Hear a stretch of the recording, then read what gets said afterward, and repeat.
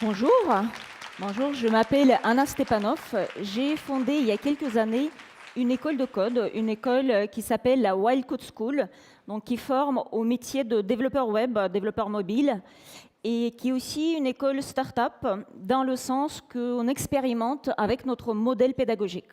Alors, en quoi on expérimente? Pourquoi c'est une école pas comme les autres? Tout d'abord, en fait, on code sans chaussures. Donc c'est pour ça que je suis sans chaussures devant vous. Et je vais vous expliquer tout à l'heure, en fait, la raison de ce fait. Mais plus sérieusement, en fait, on apprend à coder, donc qui est un métier très demandé aujourd'hui sur le marché du travail. Il y a une vraie pénurie de développeurs. En quelques mois, on peut acquérir ce métier et voilà, trouver un emploi dans le digital. Mais aussi, on apprend à apprendre. Et c'est de cela que j'aimerais vous parler aujourd'hui. Et en fait, pour moi, c'est primordial aujourd'hui d'apprendre à apprendre. Donc, savoir apprendre, pour moi, est la compétence du XXIe siècle. Pourquoi c'est la compétence du XXIe siècle? Tout simplement que les choses évoluent tellement vite, il y a une telle obsolescence des connaissances qu'au fond, si on ne continue pas à apprendre, très vite, on va se sentir dépassé. Pensez à une chose que vous avez appris il y a peut-être quelques années et qui ne vous sert plus à rien. Donc, une chose obsolète. Pensez-y. Moi, par exemple, il y a des années, j'ai appris à faire de la photographie argentique. Est-ce que ça me sert aujourd'hui? Non. Voilà, avec un appareil photo, un téléphone, smartphone, on peut faire des photos beaucoup plus simplement. J'ai appris au début de mes études universitaires de faire des diapositives pour faire une présentation. Vous savez, des petites choses comme ça qu'on insère pour projeter. Bon, aujourd'hui, on a un vidéoprojecteur, des slides. Ça se fait autrement. Donc, ces compétences-là sont devenues obsolètes. En même temps, on a plein de nouvelles choses qu'on doit apprendre pour rester à jour et qu'on ne pouvait même pas imaginer ou soupçonner il y a une dizaine d'années. Pensez-y, est-ce que vous avez appris quelque chose récemment qu'il y a 10 ans, 15 ans, n'était pas même imaginable, en tout cas, vous ne pouvez pas penser à cela. Pour moi, par exemple, j'ai appris récemment, il y a quelques années, à faire une visioconférence avec quelques clics, sans matériel, avec un téléphone, smartphone. Voilà, ce n'était pas forcément imaginable d'une manière aussi simple il y a des années. J'ai appris récemment à devenir ami avec 1000 développeurs en quelques jours. Est-ce que c'était imaginable il y a quelques jours? Non, pas forcément. Voilà, donc il y a plein de ces nouvelles compétences qui apparaissent tous les jours et qu'il va falloir apprendre. Donc on ne peut plus se dire, voilà, on va apprendre une fois pour toutes dans notre formation initiale et toute la vie, on va tranquillement travailler et on va bénéficier de ces connaissances. Non, ce n'est plus possible. Il va falloir apprendre tout au long de notre vie. Fait assez exceptionnel, je trouve, dans le monde digital. Aujourd'hui, on a des jeunes, des ados qui apprennent aux adultes. Je suis sûre que vous avez tous vu des jeunes qui apprennent à leur papa et maman comment utiliser tel ou tel outil informatique. J'ai entendu récemment dans une entreprise la pratique d'un mentorat inversé. C'est-à-dire, d'habitude, vous avez un mentor expérimenté qui va avoir des jeunes à qui il va expliquer le métier. Aujourd'hui, c'est l'inverse. C'est les petits jeunes qui arrivent et qui vont expliquer aux personnes beaucoup plus expérimentées qu'eux comment il faut faire. Voilà. Donc, tout est à l'envers, tout est différent. Et le cœur de la compétence clé de ce nouveau monde, c'est vraiment apprendre à apprendre. Et en fait, moi, j'ai l'impression parfois qu'on est dans une sorte de marathon. Il faut toujours courir. On ne peut pas s'arrêter. Honnêtement, on ne peut pas s'arrêter. Dès qu'on s'arrête, on décroche. Aujourd'hui, dans le métier de développeur, donc le métier que je connais bien, il y a à la fois une énorme pénurie. Donc on cherche des milliers de développeurs, on n'arrive pas à les recruter. Si vous avez déjà essayé de recruter un développeur, vous savez que c'est difficile.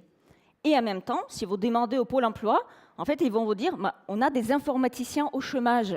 Comment ça se fait qu'il y a des informaticiens au chômage qui n'arrivent pas à trouver un emploi et des développeurs, une pénurie de développeurs? Et en fait, ce qui se passe, c'est que les informaticiens au chômage sont ceux qui ont décroché, qui n'ont pas couru assez vite, qui n'ont pas fait leur veille technologique, qui ne sont pas mis à jour, qui ne sont pas auto-perfectionnés en permanence, qui n'ont pas appris à apprendre.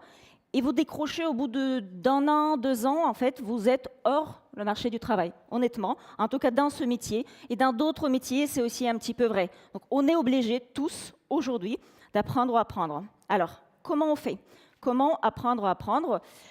Alors, nous, on a développé à la Wild Code School une petite méthode, du coup, qu'on va dérouler auprès de nos élèves. Et je vais vous partager cette méthode. Et on va faire même un tout petit atelier d'apprentissage, savoir comment apprendre. Alors, tout commence par le fait de dire, en fait, je ne sais rien. Enfin, en tout cas, je ne sais pas tout. Et c'est très important de faire ce constat. Parfois, on dit, ayez confiance en vous. Moi, je vais dire, oui, confiance, mais soyez aussi lucide et assumez le fait que vous ne savez pas tout et vous ne pouvez pas tout savoir. Et en fait, c'est normal. C'est OK de ne pas tout savoir. À la Wild Code School, on dit à nos enseignants, nos formateurs, la première chose que vous allez faire devant votre classe de nouveaux élèves, vous allez vous mettre au milieu de la classe et vous allez dire « Désolé, chers élèves, en fait, moi, je ne sais pas tout. Et il va sûrement m'arriver un moment où vous allez me poser la question et je ne saurai pas vous répondre. Et en fait, peut-être il va arriver un moment où je ne serai même pas... Enfin, je ne serai même pas au niveau que vous allez acquérir dans tel ou tel domaine. Et c'est normal. C'est ça ce qui est important, en fait, dire c'est normal. On part du point de départ, c'est normal. Deuxième étape de cette phase d'apprentissage, phase préparatoire en fait à l'apprentissage, ça va être de se fixer des objectifs. Il y a tellement de choses à apprendre. Enfin, tout, on peut apprendre à l'infini. Donc aujourd'hui, on peut s'y perdre très très rapidement.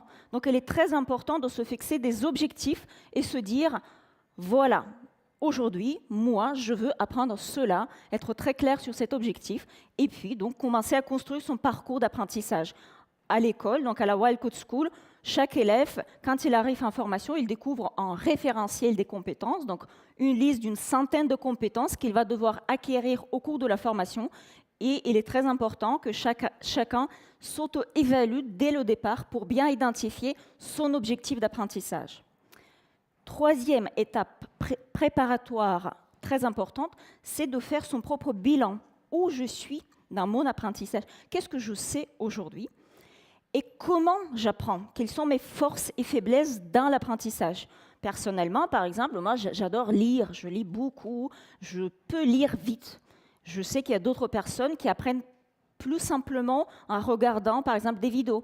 Ça, c'est une petite remarque simple, mais il faut se connaître en fait en tant qu'apprenant et progressivement donc devenir plus efficace en tant qu'apprenant. Donc, d'une certaine manière, moi, j'aime comparer l'apprentissage à une conduite d'une voiture avec un GPS. En fait, d'abord, je dis, je ne sais pas tout, donc j'ouvre la porte du garage. Je me fixe les objectifs, je mets la destination où je veux aller, et puis je fais le bilan où je suis actuellement, je mets la position de départ. Et puis je pars, et puis l'apprentissage, c'est un mouvement pour moi, un mouvement parce que vous allez rechercher des ressources, vous allez rechercher les compétences qu'il va falloir acquérir. Aujourd'hui, on vit dans un monde de prolifération de l'information.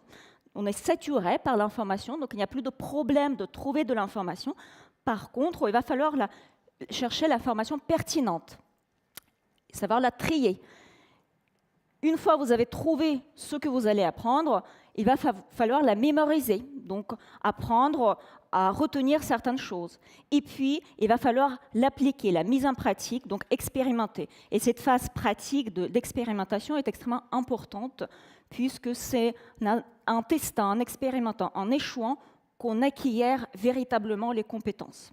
Voilà donc les parcours clés de apprendre.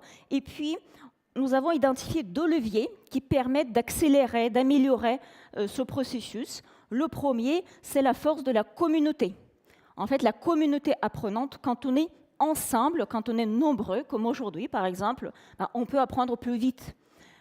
Parce qu'on peut partager les bonnes pratiques, parce qu'on peut faire la veille d'une manière collective. Et en fait, chacun identifie les petites choses et on pratique, on s'entraide.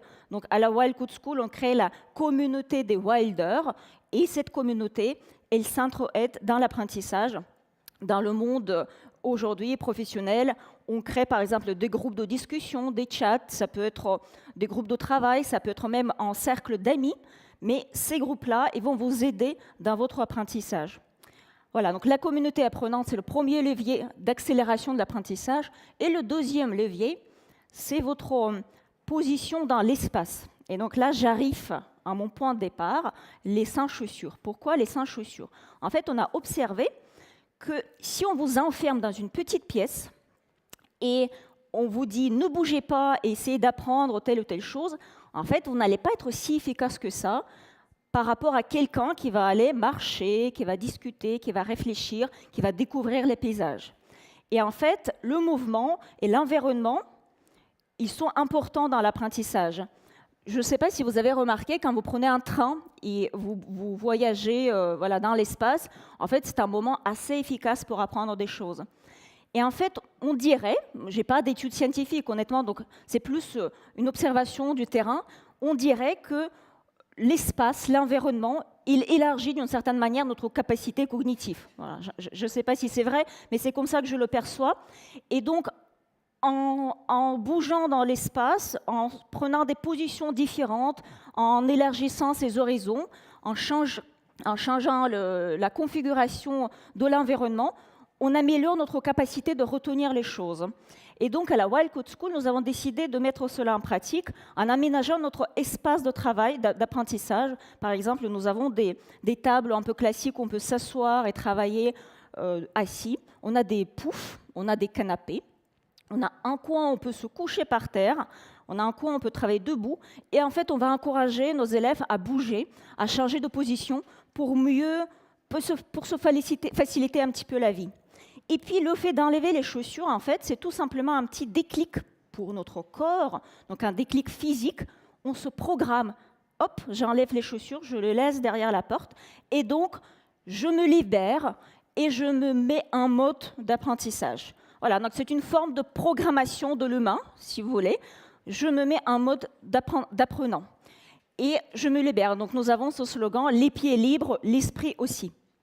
Donc, j'aimerais vous proposer de vivre cette petite expérience aujourd'hui avec moi. Donc, s'il vous plaît, levez-vous.